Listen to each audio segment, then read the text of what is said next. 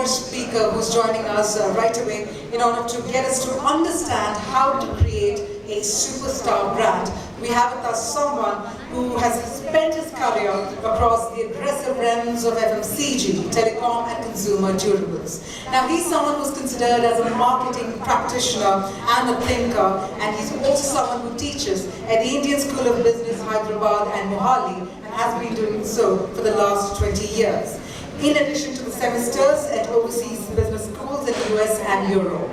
Ladies and gentlemen, I've had the pleasure of hearing him, of interviewing him, and of also following him on Twitter with all the kind of amazing tweets that he shares, a lot of knowledge that he shares. So it's only befitting that we give a head start to the Economic Times Best Brands Conclave 2022 by inviting none other than Mr. Harish Bijoor, brand guru and founder Harish Bijoor Consultants. So please put your hands together. And please help me welcome on stage none other than Mr. Harish Bijoor.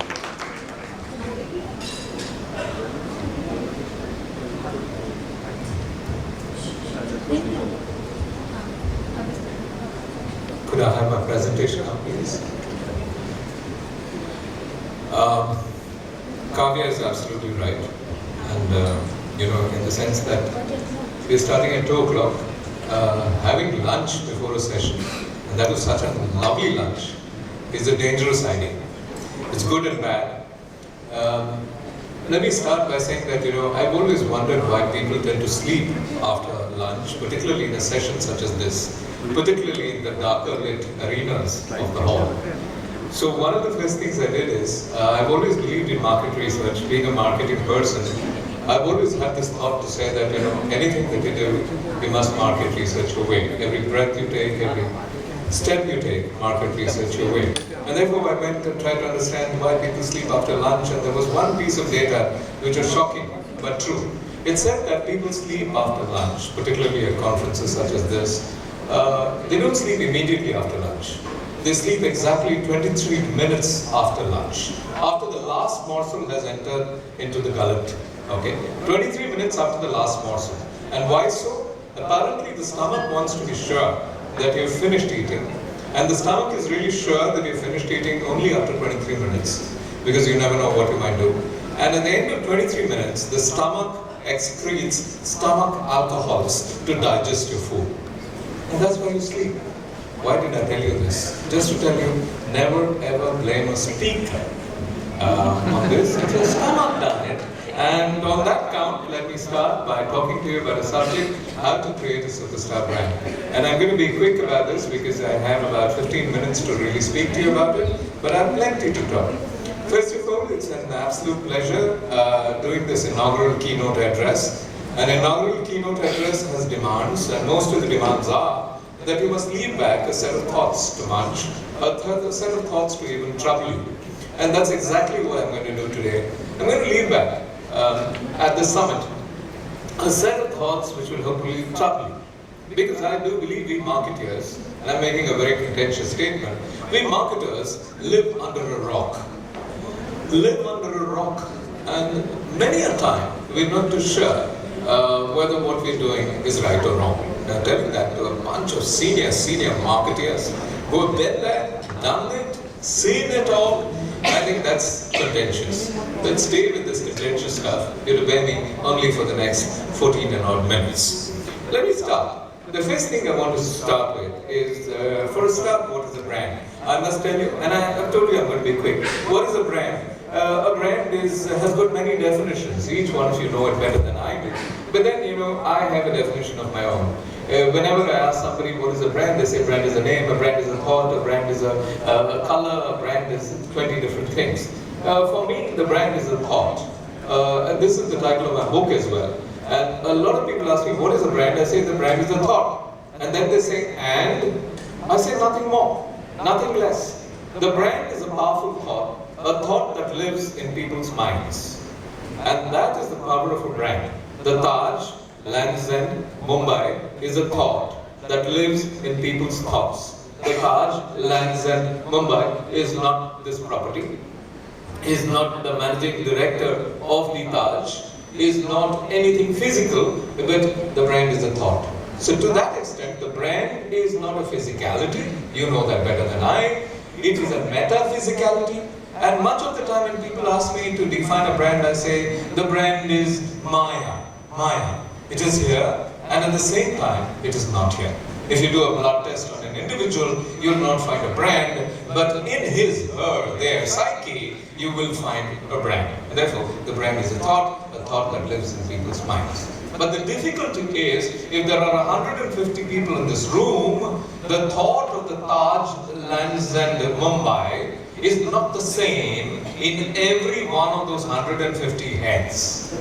The brand objective is to have one common thought of the Taj, Lands and Mumbai in every one of those 150 heads. But the complexity of branding is each one our own thoughts of one common brand. And that's the complexity of branding which you handle.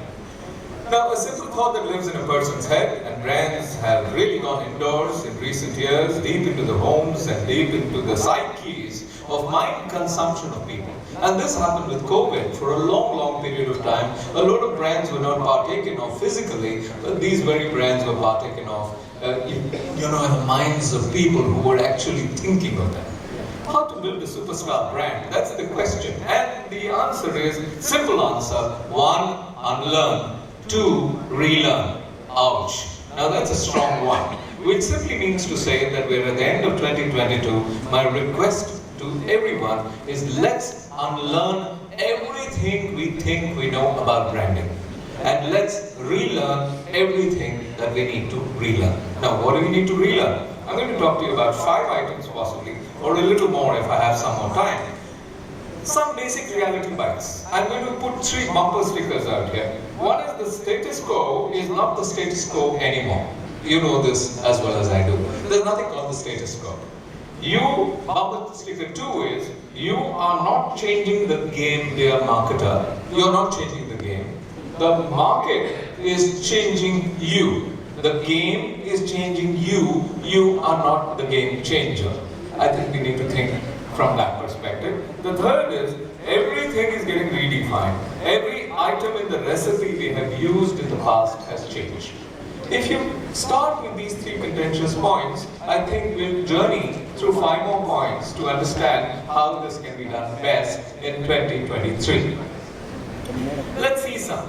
Now what's changed then? One of the first things that changed is the consumer. The consumer has changed very dramatically. Statutory warning is that the Alpha Gen is here. All of you are aware of the Alpha Gen. We have seen them in our own homes. Some of the littlest babies and some of the teenagers we have within the home is the Alpha Gen.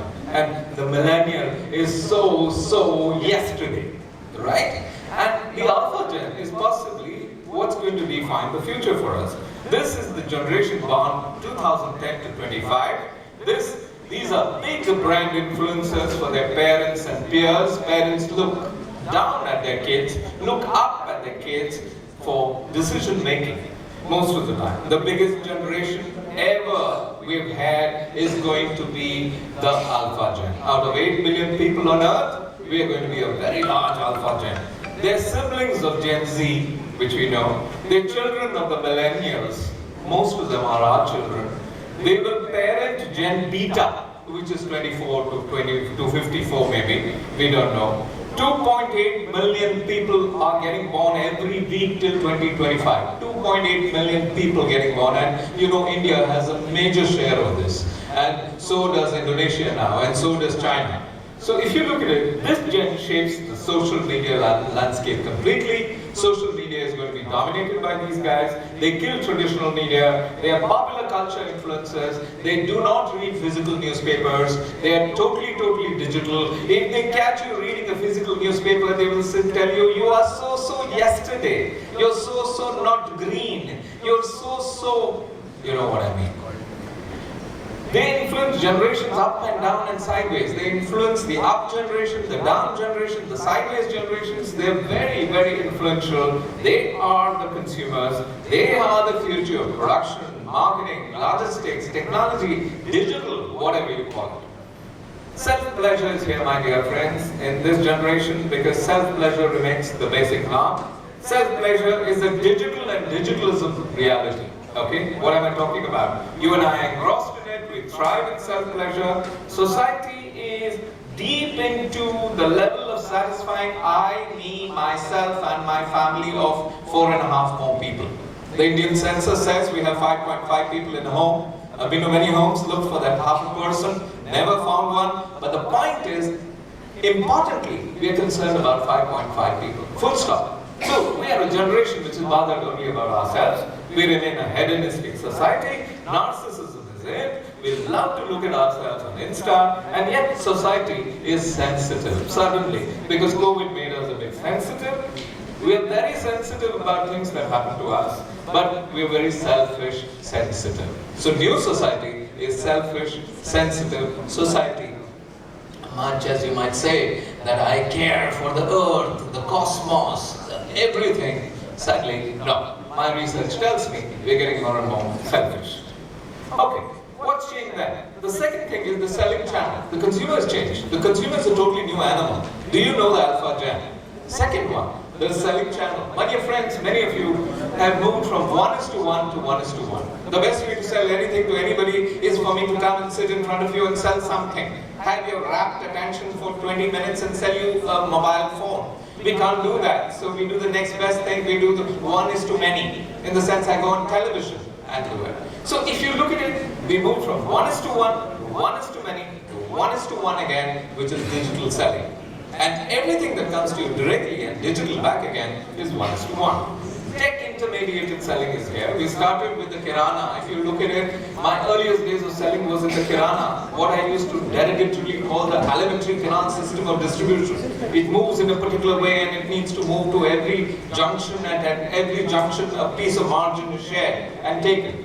From kirana we moved to the supermarket revolution. Oh God, we all got shattered and said, the supermarket has come. Agglomeration of business. To the e-commerce bubble. E-commerce started gobbling stuff, and in came COVID and e-commerce gobbled more. E-commerce companies such as Amazon actually employed a large number of people, all of a sudden thinking everything is going e-commerce, and then they had to let them go as well. If you look at it, to D2C, e-commerce is so yesterday. Commerce on Insta, D2C, direct to consumer, exclusive brands going out to consumers. That became the norm. See how fast we are moving, guys.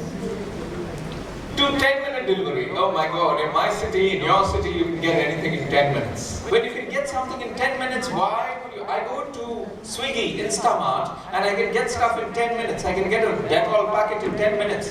Why would I order it on Amazon, which will send it to me in 2.5 days? And therefore, what happens to Amazon? Gets shaken by this 10-minute business. And there's something I'm working on, which is a 2-minute delivery. In Mumbai, we will have 2-minute delivery shortly with a client whom I can't name. WhatsApp enabled kirana to kitchen in 2 minutes. You make an order, it goes through the WhatsApp platform. There are several platforms which will take it out, and within 2 minutes, the item comes to you straight in your house from the closest retailer. Pure competition is back. The old definition of pure competition is back, which means that every local kirana will get invigorated once again. Kirana is dead. Kirana has lost 47% of his turnover in 3 years, in the last 3 years. Any kirana. Now we're going to put that 47% back and maybe another top of 20% back into the kirana. The kirana is going to become the strongest part of our business. But you are not going to be able to go directly to the kirana. You might have to come through us. And who that us is, we will know hopefully in a little while. What did change in 200 years? The elementary canal system is changed dramatically and very quickly, even killing something called e-commerce. Okay.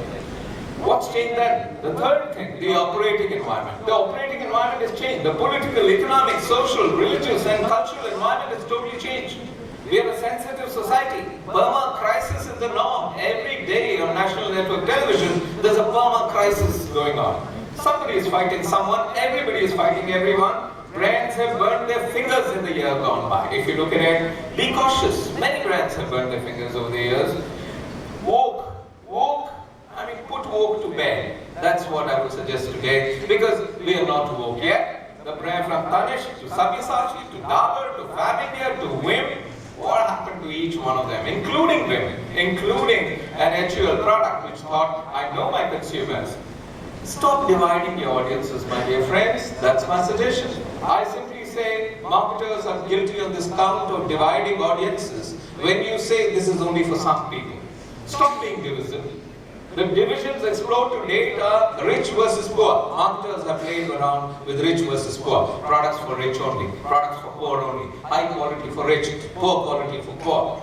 English versus Hindi, English type product, Hindi type product. Hindi versus vernacular, Hindi car product and Tamil car product.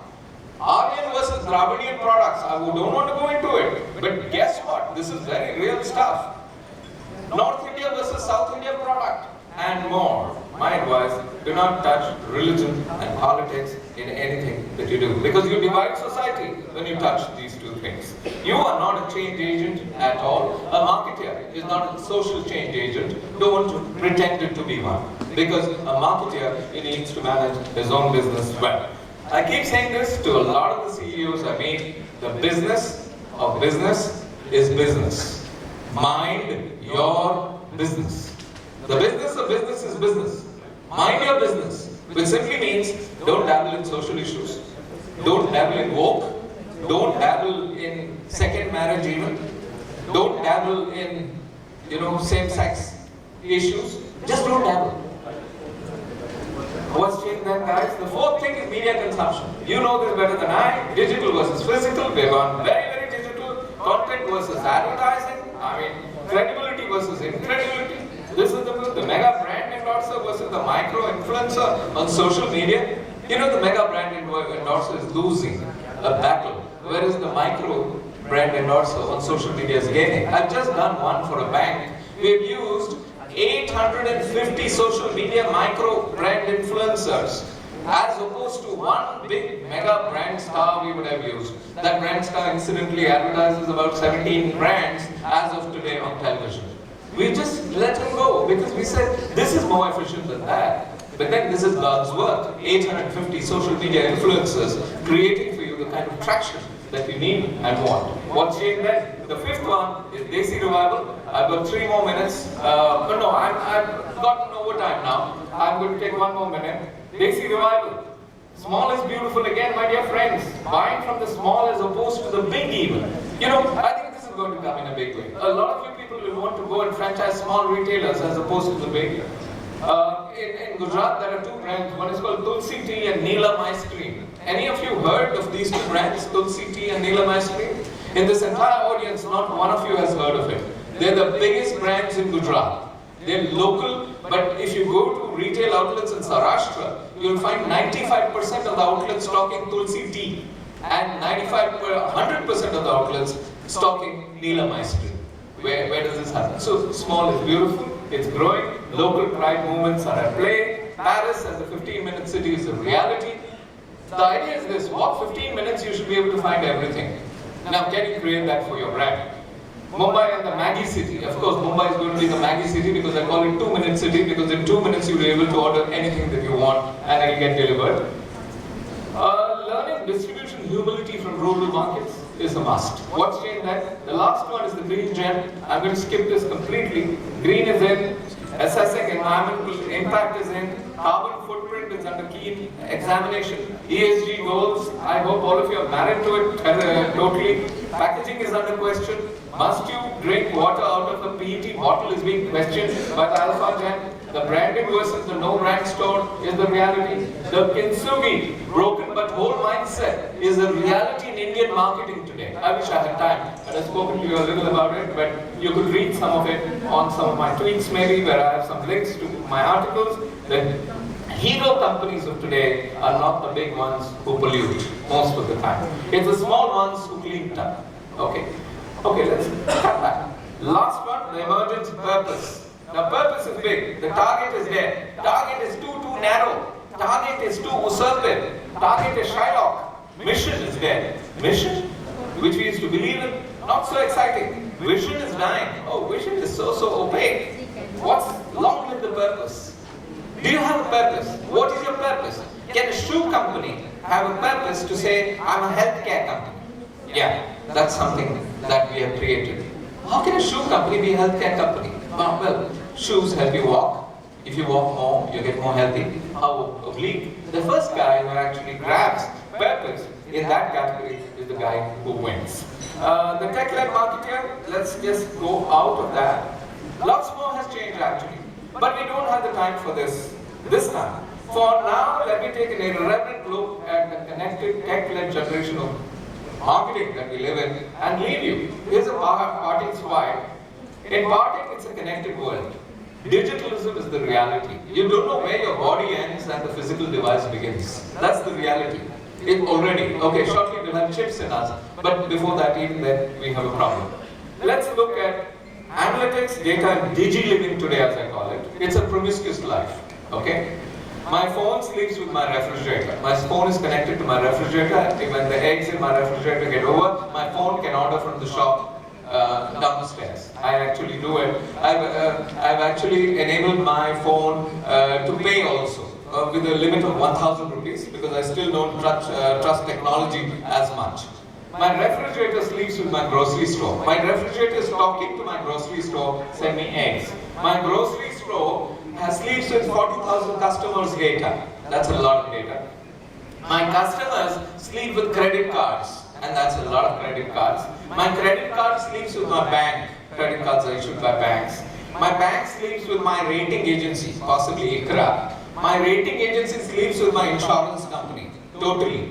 My insurance company sleeps with my car because it insures my car as well. My car sleeps with my car company, which makes the car. My car company sleeps with Aadhaar. Every time I go, I need to show my Aadhaar. My Aadhaar sleeps with my PAN card because I have to link it permanently. My PAN card sleeps with my jeweler because every time I go to buy anything more than 2.5 lakhs worth, I have to show my PAN card. My jeweler sleeps with Facebook because every one of us is on Facebook. And guess what? Facebook sleeps eventually with Cambridge Analytica.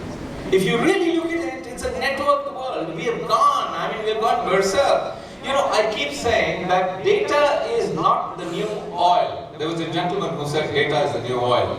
I say he's totally wrong. He said this in 2006. What I say is, data is the new alcohol. Data is the new alcohol. It gets you high. And the whole world of marketing is going high on data. I think the future is that let's marry it and let's stay with data, which is going to take us further and further and deeper. Think, who do you really sleep with? Thank you. It's been a pleasure being here. I know there will be no time for questions, but thank you for your patience, for your time. I'm leaving an email ID out here. If any of you have questions on anything that I've spoken at this, ET Best Brands Conclave 2022, please mail me. I promise to reply within 24 hours. Thank you so much. Absolute pleasure being here. Thank you.